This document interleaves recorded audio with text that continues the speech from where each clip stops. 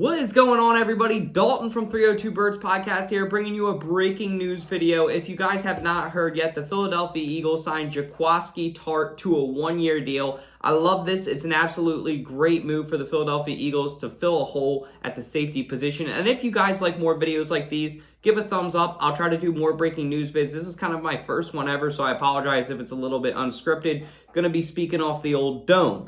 But the Philadelphia Eagles are filling a much-needed position, as I already mentioned, and this guy's pretty solid. In his career, in 66 games, he's had 6 turnovers, and one of my favorite stats, I kind of call it like your turnover ratio, is you take the total number of turnovers divided by the total number of games played, and then what you do is you actually divide it, so 6 turnovers he's had in 66 games. Sorry, my friend's calling me. That averages out to 9% of games that he's getting a turnover in. So basically 1 out of every 10 games, this guy's going to force a turnover, which is not the best, but it's also not the worst. I mean, I'm not upset with that, but I'm not going to lie. I wanted a Tyrann Mathieu. I wanted a Malcolm Jenkins type of player because the safety position has always been a premier position in Philadelphia. We all know that with Brian Dawkins, with Malcolm Jenkins. We've been spoiled, and we even got by with fucking Jalen Mills. Hope he's doing well.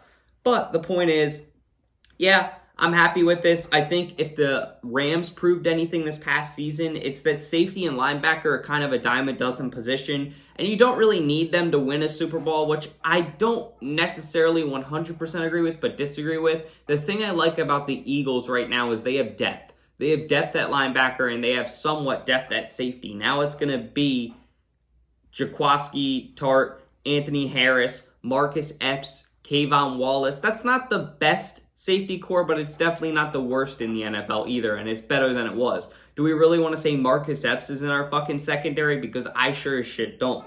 But we solidify the cornerback position kind of like the Rams did with that cornerback duo they had. I know Jalen Ramsey and a different guy they had there. I'm not even going to try to pronounce his name right now because I'll embarrass myself. But they had a good cornerback duo, and okay safety Eric Weddle came in, help them win later. So at the end of the day, I think that I see what the Eagles are trying to do. They have a really good pass rush and really good cornerbacks that are ball hawks. They should force a lot of turnovers. And this guy, a lot of people will say he dropped the pick in the NFC Championship, and I get that.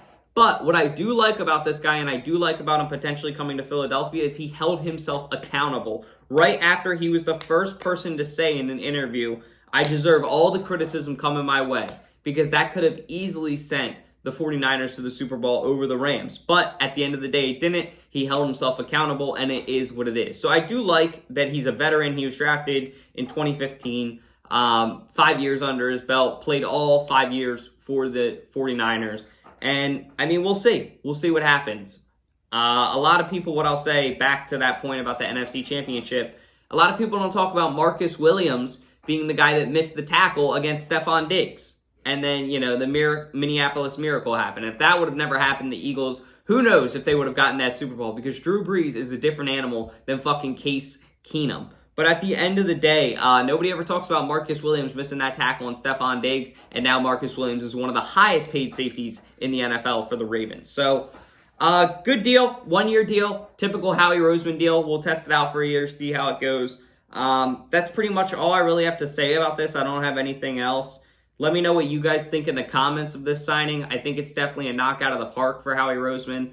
To just get a guy cheaper, 1-year deal, who has some experience, who can kind of plug and play. And if this team, makes a playoff run, he's got experience. And he owns his mistakes.